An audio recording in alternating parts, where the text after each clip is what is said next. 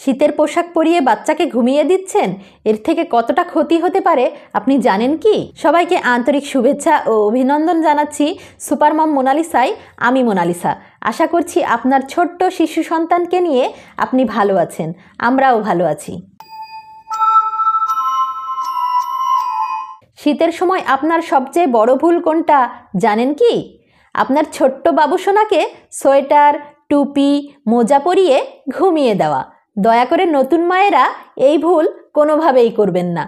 অনেক মায়েরা বাড়তি সতর্কতা থেকে বাচ্চাকে ঘুমিয়ে দেওয়ার আগে গরম পোশাক পরিয়ে নেয়, কিন্তু এতে করে বাচ্চার উপকারের চেয়ে শারীরিক অপকার বেশি হয়ে থাকে।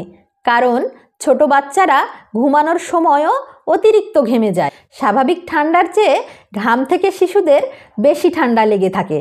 ফলে শীতবাহিত নানা রোগের পাশাপাশি ডায়রিয়া, এমনকি নিউমোনিয়া পর্যন্ত হতে পারে। একটা বিষয় খেয়াল করেছেন?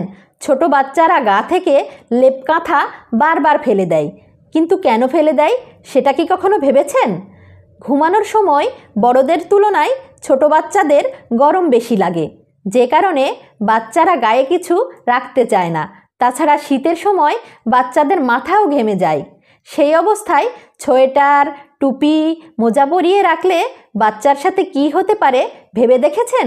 এখন আমাদের মায়েদের মনে প্রশ্ন আসতেই পারে, তাহলে আমার ছোট্ট বাবুসোনাকে কিভাবে ও কি পোশাকে ঘুমিয়ে দেব?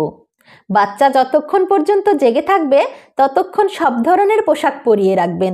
এমনকি বাচ্চার ঘুমানোর পূর্ব মুহূর্ত পর্যন্ত শীতের পোশাক তার গায়ে থাকবে। যখন ঘুমিয়ে পড়বে তখন আস্তে আস্তে সোয়েটার, টুপি, মোজা খুলে দিন। ছোট বাচ্চাকে সবসময় কয়েকটি লেয়ার মেনটেন করে কাপড় পরাবেন।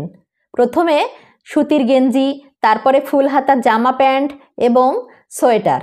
এভাবে পোশাক পরালে বাচ্চা ঘুমিয়ে পড়লে পোশাক খুলে দিতে সুবিধা হবে।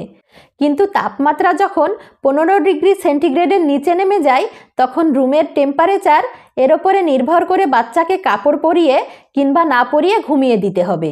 তাই কোনোভাবেই মাথাতে টুপি দিয়ে ঘুমিয়ে দেওয়া যাবে না। বাচ্চাদের গরম লাগলেও বলতে পারে না, আবার ঠান্ডা লাগলেও বলতে পারে না।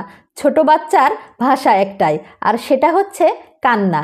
কিন্তু ছোট বাচ্চার কান্না পড়তে পারা তো সহজ কথা নয়।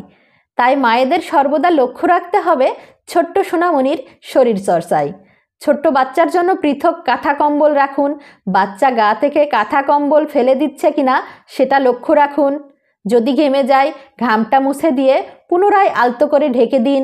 বেশি সময় কাঁথা কম্বল ছাড়া বাচ্চা থাকলে মারাত্মক ঠান্ডা লাগতে পারে। অনেক মা হয়তো বলবেন, তাহলে তো বাচ্চাকে পাহারা দিতে হবে। সেটাও করুন। মনে রাখবেন, প্রতিকারের চেয়ে প্রতিরোধ উত্তম।